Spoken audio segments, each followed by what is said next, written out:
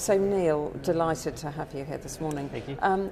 This augmented reality sounds absolutely amazing. Huge value both to planning and also to placemaking, also to cultural offers. How is it going to evolve? We're only at the beginning of it, aren't we? I very much think it's a huge opportunity for all of our streets and public spaces.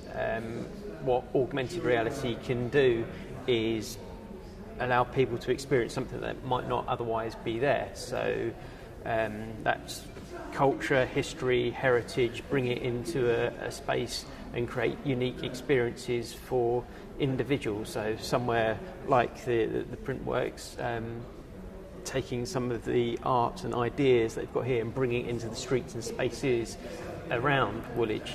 The Royal Artillery, it was fascinating hearing about some of that earlier. I think that's something that could really tie into augmented reality use. And I also think it creates something new that can bring different people to an area and really open it up to a wider audience too.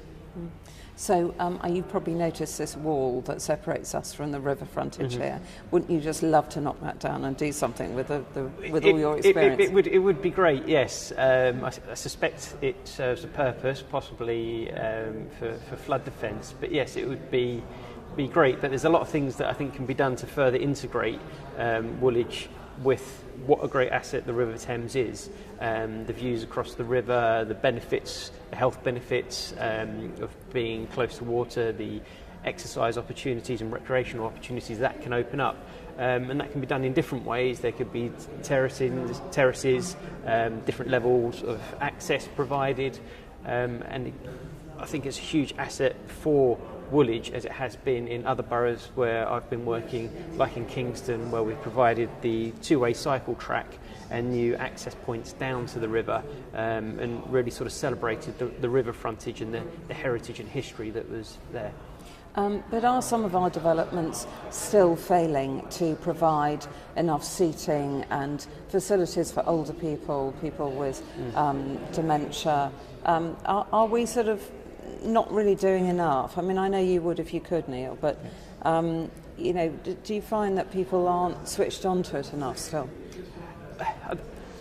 There's certainly more of a debate around it. So I think that there's huge challenges. I think there's legislation in place to ensure that any new development or design that's being developed is inclusive and opens up access for all. But that probably isn't quite enough.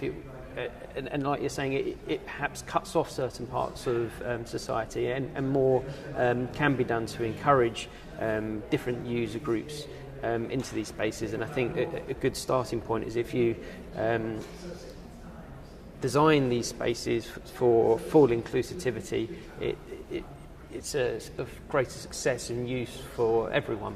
And can really draw in a greater number of people. What are you working on next? What are you trying to push forward to doing in placemaking? Well, we've got a few sort of exciting projects that we're working on at the moment.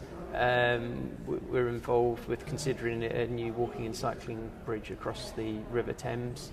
I'm working on a podium deck at the Barbican, and we're also looking at new design options around East Croydon Station and considering how the future of the station may evolve.